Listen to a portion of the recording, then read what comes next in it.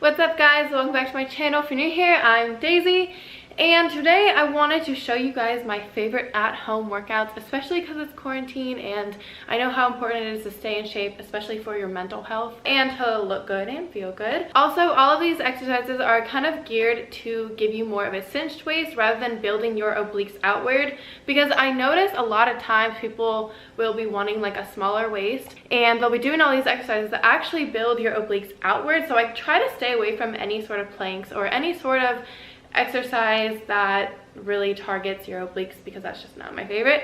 A lot of these exercises are exercises that I've gathered just over the years, whether it was through my soccer training throughout in high school, or it was from my friends or online or whatever it was. I just kind of piled all my favorite ones that cinch my waist into one whole workout. So some of these exercises will show you how, and it will really activate your lower abs, which is personally what I need. I also feel like one of the most commonly overlooked areas of your abs are the lower abs. It's because a lot of ab routines tend to focus on your upper abs and your obliques. However, if you start to increase the blood flow into your lower abs, it will help you burn that stubborn belly fat, which I know a lot of people have a hard time burning that. So if you're on the same page as me, then you can follow along.